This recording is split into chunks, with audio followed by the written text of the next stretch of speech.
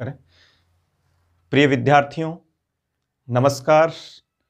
आज कक्षा 10 के संस्कृत के इस सिलेबस में संधि के टॉपिक को प्रारंभ कर रहे हैं। संशोधन के तहत अब केवल विसर्ग संधि ही आपके सिलेबस में है और विसर्ग संधि के अंतर्गत भी विसर्ग के स्थान पर से अथवा रे अथवा विसर्ग का लोप, यही आपके चैप्टर हैं।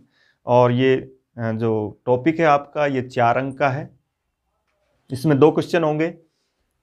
पहले क्वेश्चन में 2 उदाहरण दिए जाएंगे जिनका आपको संधि विच्छेद करना है, और दूसरे क्वेश्चन में आपको 2 संधि विच्छेद दिए जाएंगे जिनमें आपको संधि करनी है और संधि का नाम बताना है। तो बहुत सरल टॉपिक है और 4 अंक आप हासिल कर सकते हैं। केवल विसर्ग संधि ही आपके सिलेबस में है, यानी स्वर और हल संधि आपके कोर्स में नहीं है। इसलिए जो संधि का नाम आता है वहाँ तो आप राइट उत्तर भरेंगे ही, उसमें सब जगह आपको विसर्ग संधि भरना है। अब इसमें देखिए, विसर्ग संधि में एक तो आपके सिलेबस में यह है कि से और से। एक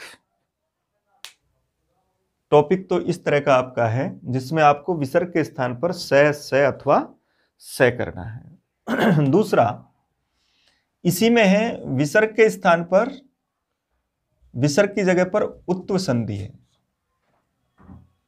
और तीसरा है रुत्व, और चौथा है लोप।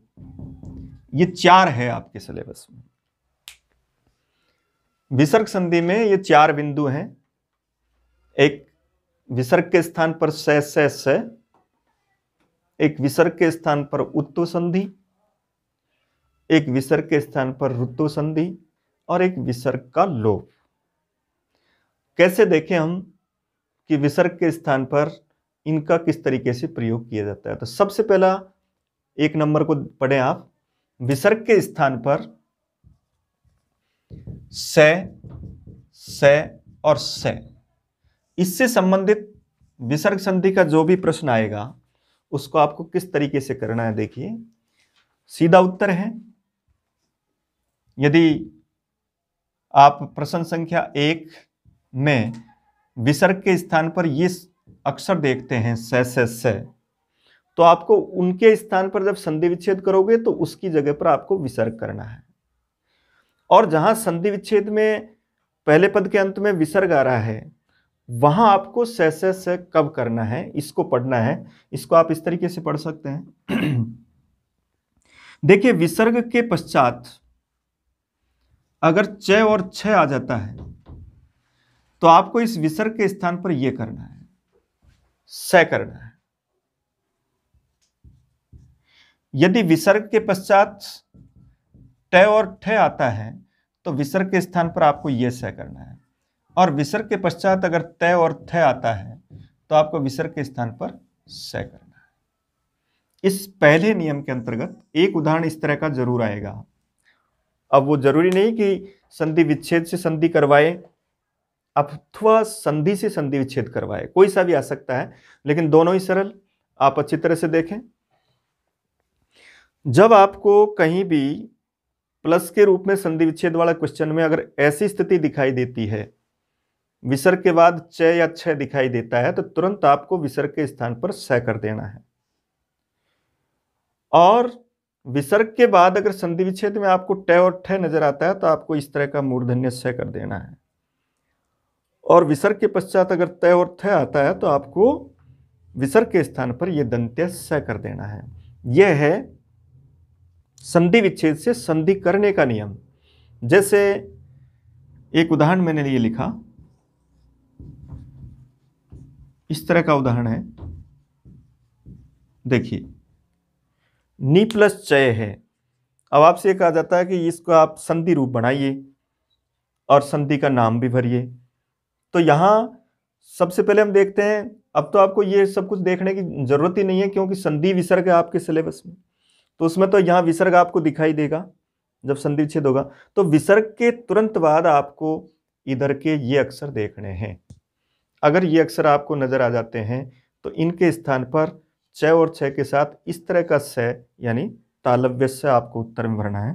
तो इसको आपको इस तरीके से करना है, यहां निश्चय लिखें, विसर्ग के स्थान पर हलंत से यानी आधा से आएगा, इस तरीके से आपको प्रयोग करना है। इसी तरह जैसे एक लिखा नी प्लस छल, तो यहां पर भी 6 आ रहा है, देखिए, इसलिए यहां भी हम विसर्ग के स्थान पर तालव्य स का ही प्रयोग करेंगे, तो यहां भी निश्चल आएगा। विसर्ग के बाद देखा 6 आ रहा है, विसर्ग के बाद देखा 6 आ रहा है, तो तुरंत आपको यह स कर देना है।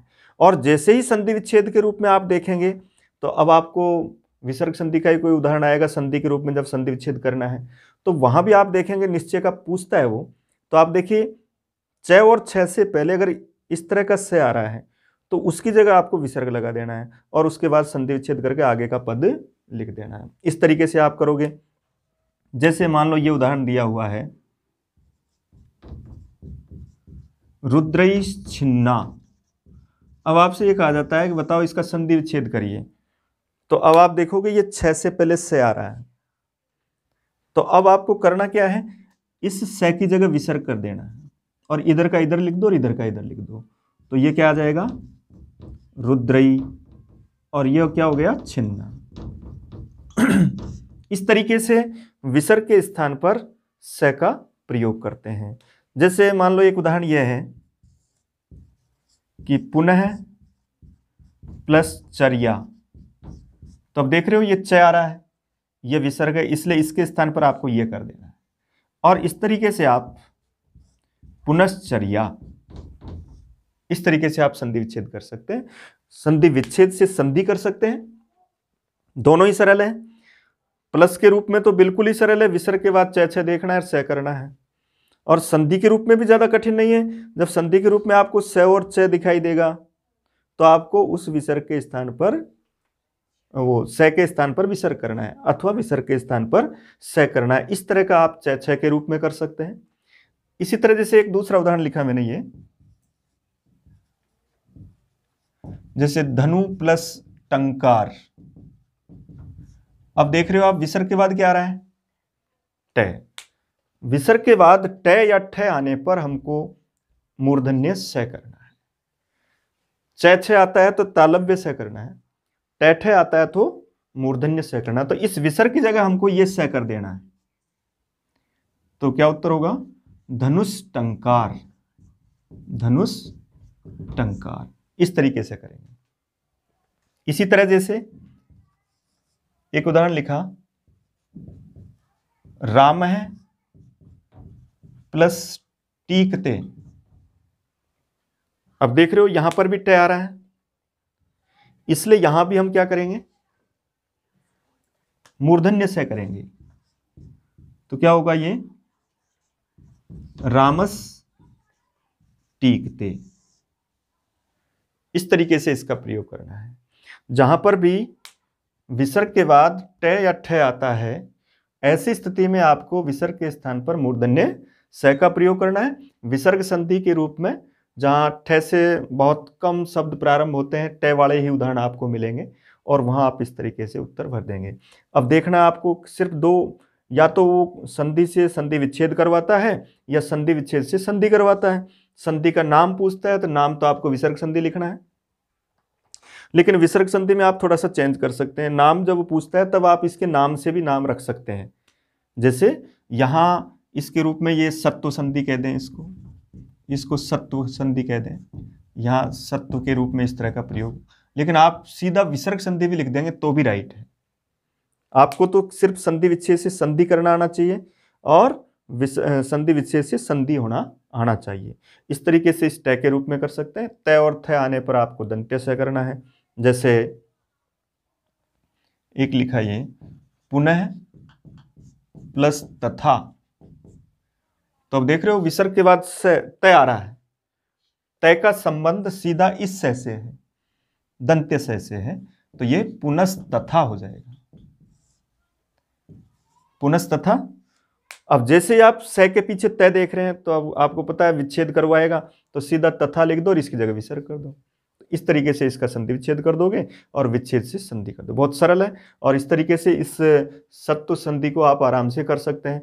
जैसे एक उदाहरण लिखा, विष्णु प्लस त्राता।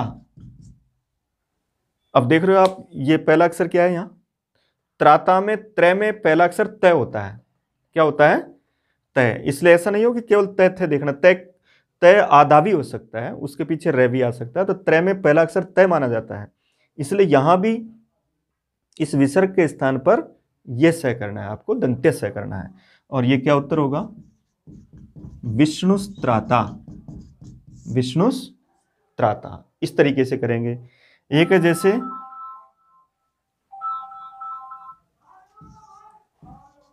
एक लिखा 9 प्लस 30, 9 प्लस 30 लिखा और इसके रूप में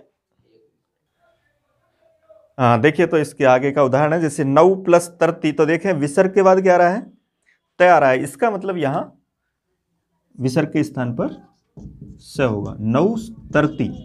इस तरीके से उदाहरण करेंगे जहां पर भी हमको विसर्ग के बाद तय और थ के रूप में देख करके और उसकी जगह पर आपको इस तरह का दंत्य स करना है। यह है सत्व संधि के नाम से, जिसमें तीनों स का प्रयोग कर सकते हैं हम। विसर्ग के स्थान पर तालव्य स, मूर्धन्य स और दंत्य स। यह हुआ पहला चैप्टर। इसमें एक और विशेष बात है कि यदि विसर्ग के बाद स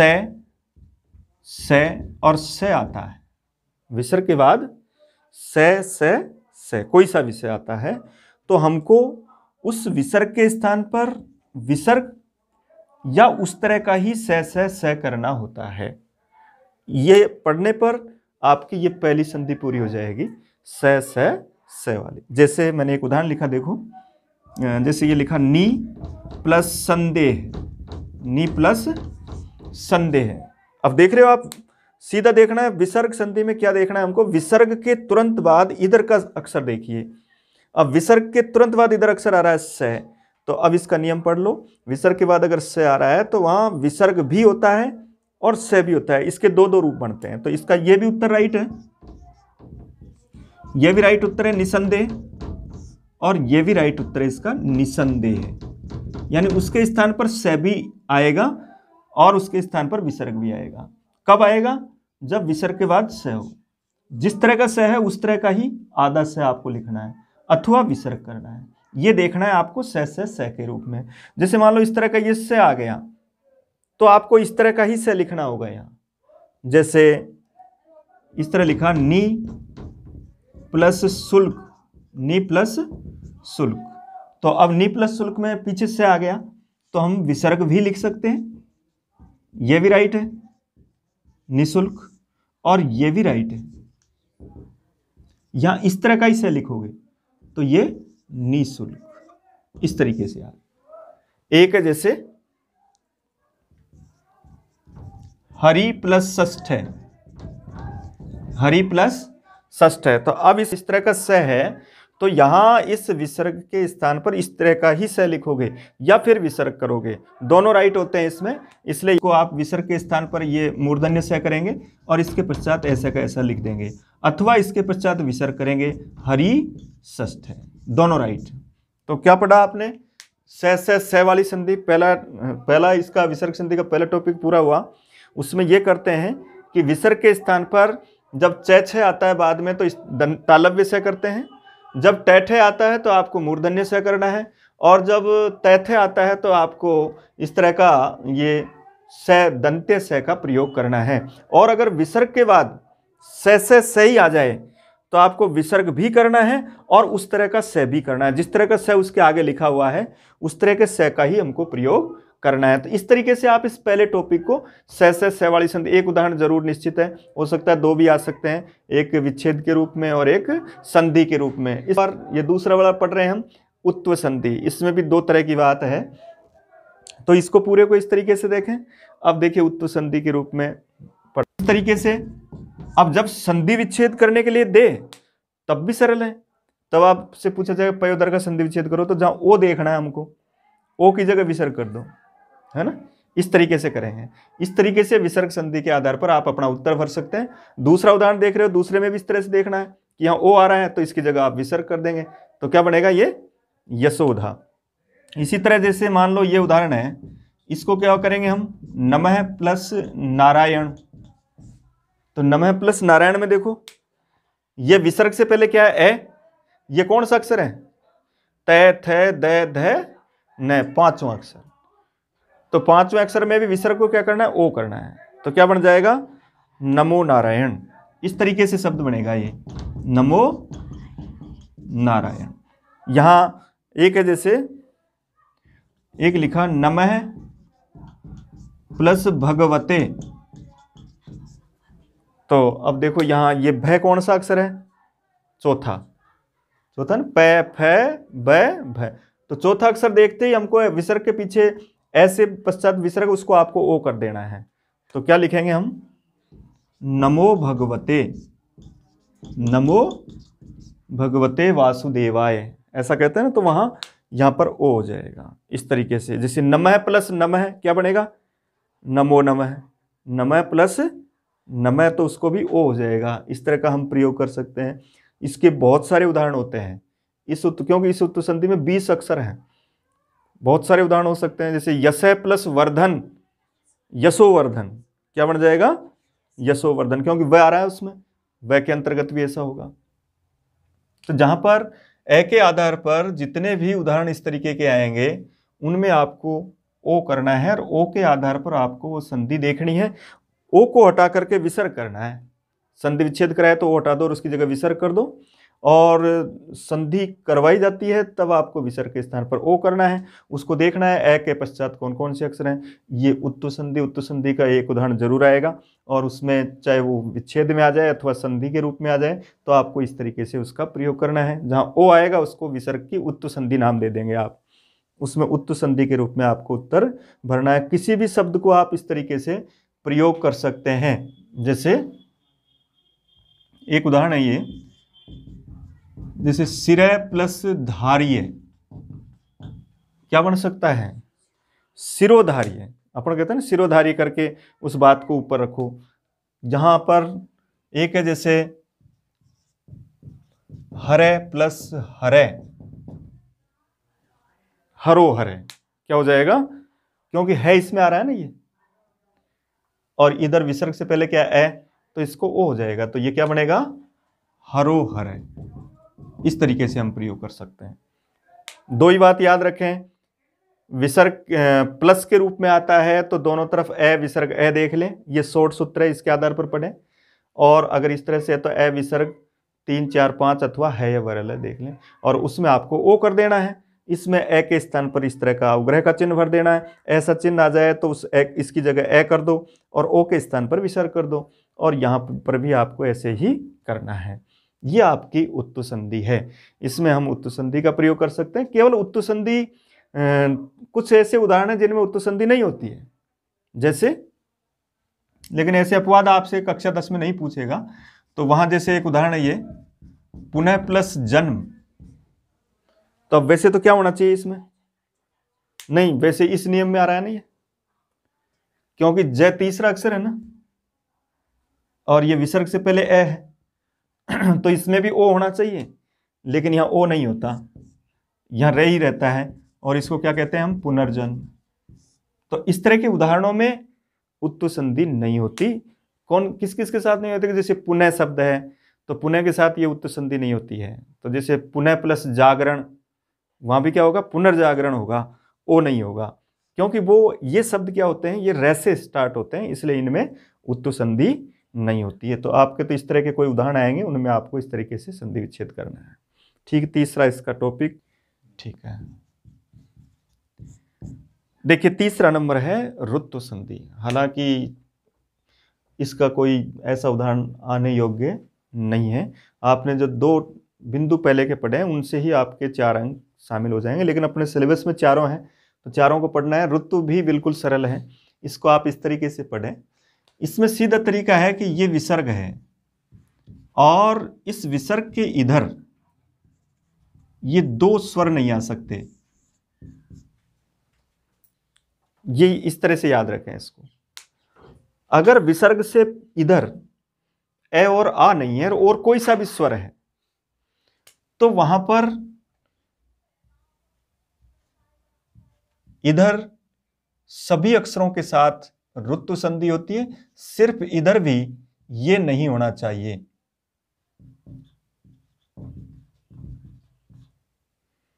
तो आपको विसर्ग के स्थान पर रह करना है, ऐसा चित्र बना लें आप। ये इसका रुत्तु संधि का नियम है।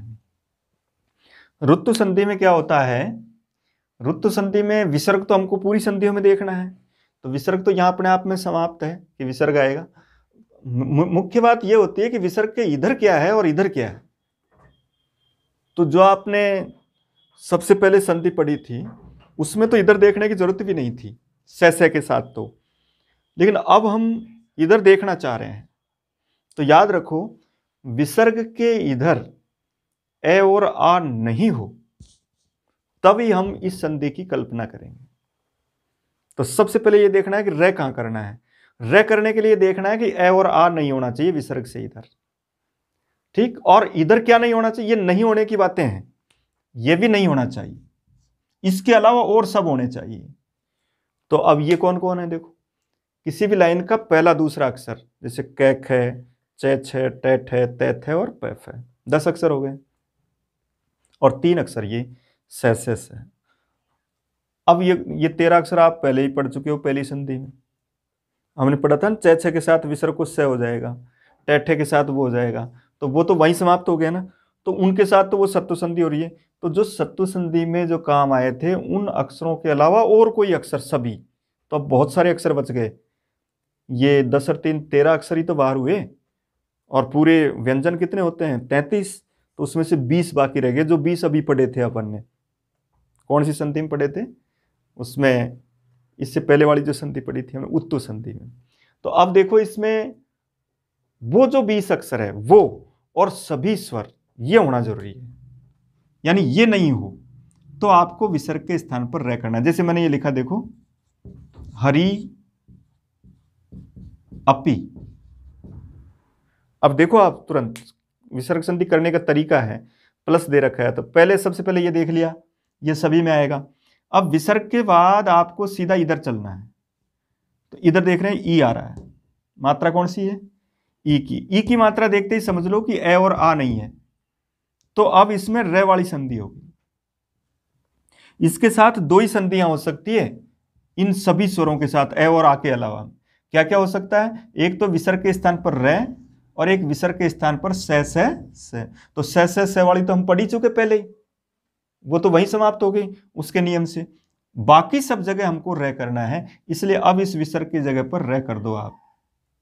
तो क्या लिखेंगे, हरि, विसर्ग की जगह रे कर दिया। रे आधा होता है हमेशा, तो इधर जो स्वर होता है ना उसको जोड़, तो ये ए है तो अब ये रे पूरा हो जाएगा। तो क्या बन गया, हरि रपी। क्या रूप बना, हरि रपी। दूसरा लिखा मैंने देखो, एक है कवि प्लस असौ, कवि प्लस असौ। सीधा उत्तर देखो, विसर्ग से पहले क्या है, ई। इसका मतलब यहां विसर्ग को रे करना है, क्योंकि यहां इसके पश्चात ये नहीं है। इनके अलावा और कोई भी आ जाए तो आपको रे करना है, तो इसकी जगह रे कर दो, रे पूरा हो जाएगा क्योंकि इधर ए है, तो ये रसौ हो जाएगा, कवि रसौ। क्या बन गया, ये देख लो कि विसर्ग के बाद अगर स्वर आता है तो वो रे पूरा हो जाता है, और अगर स्वर नहीं आता है तो रे आधा होता है। जैसे एक उदाहरण लिखा, भानु प्लस गच्छति, भानु प्लस गच्छति। तो देख रहे हो आप, विसर्ग से पहले क्या है, ऊ का मतलब रे, और उधर कौन सा अक्षर है, तीसरा अक्षर, इसलिए आपको विसर्ग की जगह अब सीधा उत्तर है, इस विसर्ग को हटा दो और इसकी जगह रे कर दो, तो क्या बनेगा, भानुर गच्छति। इस तरीके से जब आगे व्यंजन हो तो रे आधा आएगा, जब आगे स्वर हो तो रे पूरा आएगा, और उसका नाम कौन सी संधि, रुत्तु संधि। क्या पहचान है, विसर्ग से पहले इधर ए और आ नहीं हो, उसके अलावा और कोई भी स्वर हो, और उधर क्या नहीं हो, पहला दूसरा स नहीं हो और बाकी कोई भी हो, सब जगह हमको विसर्ग का र करना है। जैसे देवई,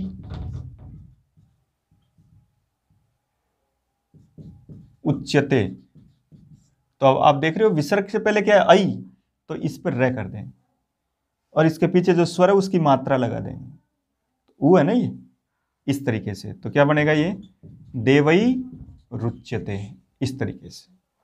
और जब आप देख रहे हो कि इसके साथ ये बीच में र आ रहा है, तो उस र की जगह आप विसर्ग कर दो जब संधि विच्छेद करना है। जब ये र ऊपर चढ़ रहा है तो उसकी जगह विसर्ग कर दो और वैसे के वैसे लिख दो दोनों तरफ। जहां पर यहाँ अपी ये ऐसे शब्द देखो और उनके साथ अगर र आ रहा है बीच में, तो र की जगह आपको विसर्ग कर देना है, उसमें जो स्वर शामिल है उस स्वर को आपको अलग कर देना है। इस तरीके से आप ऋतु संधि का प्रकरण कर सकते हो। ऋतु संधि के किसी भी उदाहरण को कर सकते हो। जैसे कोई भी कहीं पर भी ई आता है या ऊ आता है या ए आता है या ओ आता है। जैसे एक है गौ प्लस वंदे, देख रहे हो आप, गौ प्लस वंदे। अब देखा आपने विसर्ग, तो विसर्ग के तुरंत पहले तो इधर सत्व संधि वाला देख लो कि स है कि नहीं है, वो है तो उनके साथ तो स हो जाता है, लेकिन वो नहीं है तो अब दूसरा ऑप्शन, दो ही ऑप्शन होते हैं इनके साथ, या तो र या स। तो स के लिए तो वो अक्षर फिर है निश्चित, अब वो अक्षर नहीं है तो आपको र करना है। इसलिए इसके आधार पर अब क्या करेंगे, हम इसको, इस विसर्ग को हटा देंगे और इसकी जगह इस व पर र चढ़ा देंगे। यह इसका उत्तर हो जाएगा, गौर वंदे, गौर वंदे। इस तरीके से करेंगे। तो अब जैसे ही संधि विच्छेद करना है तो अब आपको इस र की जगह विसर्ग कर देना है और इसको बाहर कर देना है, गौ प्लस वंदे। इस तरीके से करेंगे, विसर्ग के स्थान पर र।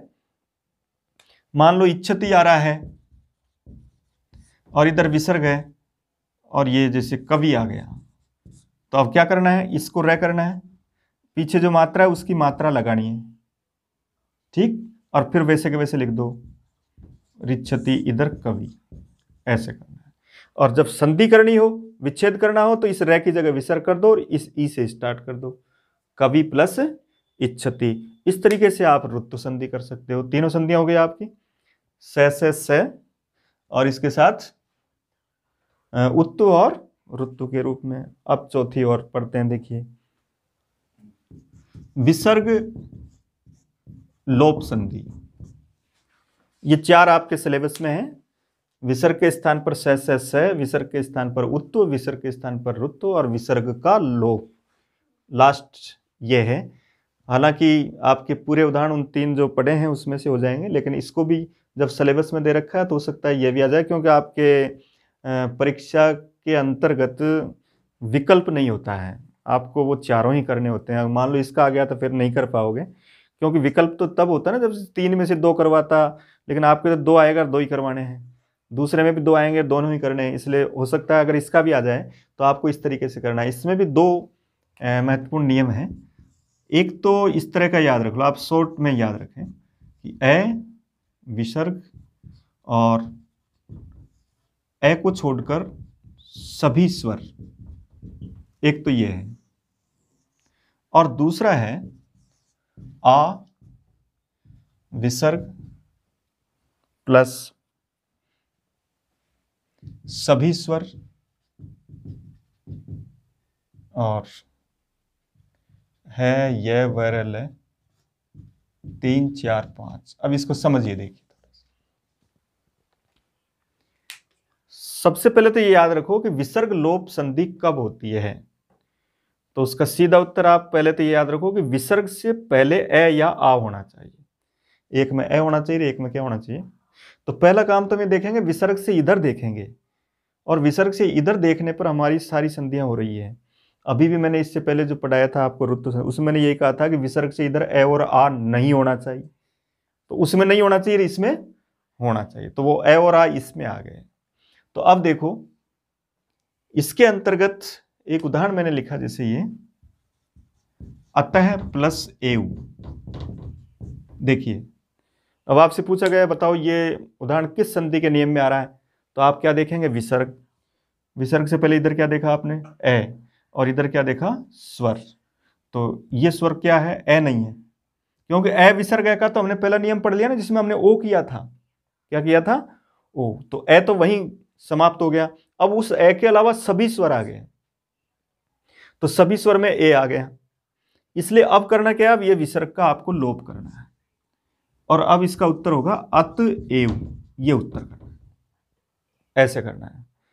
अब ये इसका संधि विच्छेद करना बहुत सरल है, क्योंकि आपको ऐसा दिखाई देगा वो शब्द जिसमें ए के पश्चात कोई भी स्वर दिखाई देगा और उनको अलग अलग लिखा हुआ सा दिखाई देगा, तो उसके बीच में आपको सिर्फ विसर्ग लगा देनी, अतएव, इस तरीके से करना है। इसी तरीके से एक लिखा जैसे राम है प्लस इच्छति, देख रहे हो आप विसर्ग, इधर क्या है ए, इधर क्या है ई, ए में नहीं है नहीं, तो यहां भी विसर्ग का लोप कर देंगे, तो क्या रूप पड़ेगा, राम इच्छति, इस तरीके से करेंगे। अब राम इच्छति लिखा आ जाए तो आपके लिए बहुत सरल हो गया, अब बीच में विसर्ग ही लगाना है, संधि विच्छेद के रूप में दोनों तरफ स्वर आ गए तो आपको वहां विसर्ग का ही प्रयोग करना है, और इस तरीके से राम इच्छति राइट कर देंगे। एक है जैसे देव है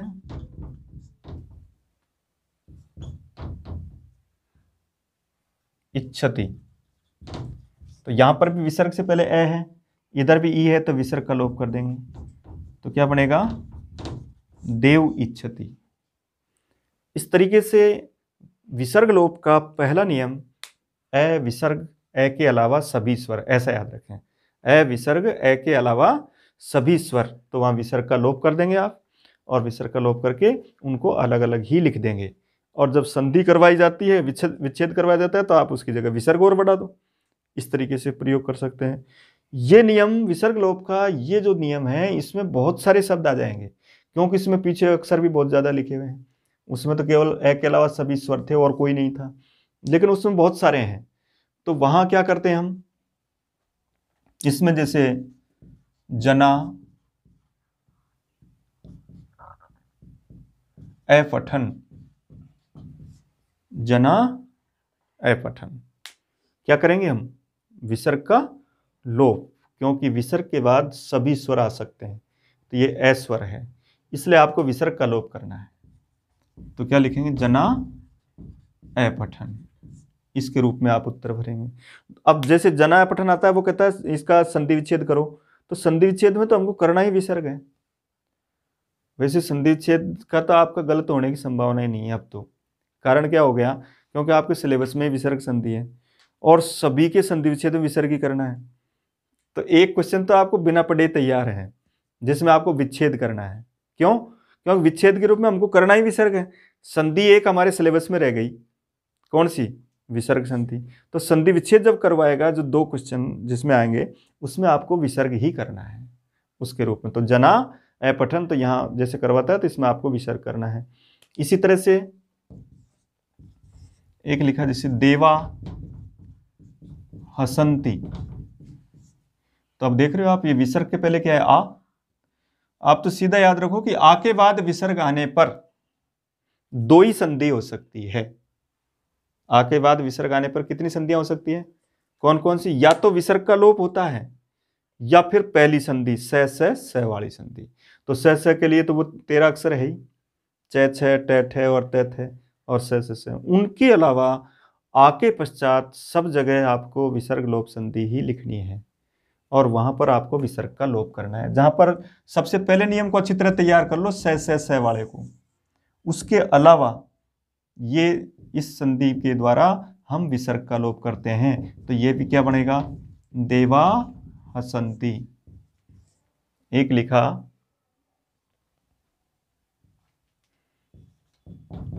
बालिका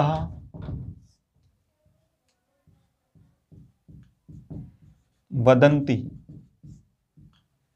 बालिका वदंती, सबसे पहले देखो विसर्ग से पहले क्या है, आ आते ही दो ही काम करने हैं, विसर्ग को हटाना है या फिर से करना, तो से तो हो ही नहीं सकता वह के साथ, वो तो पहले दूसरे अक्षर के साथ होता है या से के साथ होता है, इसलिए यहां विसर्ग का लोप कर देंगे, ये हट जाएगा, तो बालिका वदंती। इस तरीके से हम इस विसर्ग लोप संधि को भी कर सकते हैं। इसके अलावा केवल दो शब्द याद रखने हैं आपको, एक तो स और एक एस है, स और एस है। इनमें भी आपको विसर्ग का लोप करना है, इनमें भी क्या करना है, विसर्ग का लोप करना है। जैसे स इच्छति, एस वदति, तो इनमें भी आपको विसर्ग का लोप करना है। दो ही शब्द याद रखने, इसमें स और एस है। स और एस में विसर्ग लोप संधि होती है या फिर उसके साथ ओ वाली संधि होती है, जो पहले उत्तु संधि में पढ़ा था ना, मैं स प्लस अपी सो अपी। बाकी इन सब के साथ हम लोप संधि का, अब इसको आप थोड़ा एक एक को अच्छी तरह से पढ़ेंगे। इसमें ज्यादातर जो पहली वाली जो संधि है स उसके नियम को अगर अच्छी तरह से आप पढ़ लेते हो तो ये तीनों नियम फिर आराम से पढ़ लोगे। इस तरीके से आप पूरा का पूरा ये 4 अंक हासिल कर सकते हो। उदाहरण भी जो ये लिखे हैं आपने, इसमें से ही आएंगे और इस तरह से ही आएंगे, इसलिए आप इसके साथ अच्छी तरह से तैयारी करें तो निश्चित रूप से आप अपने 4 अंक हासिल कर लोगे। धन्यवाद।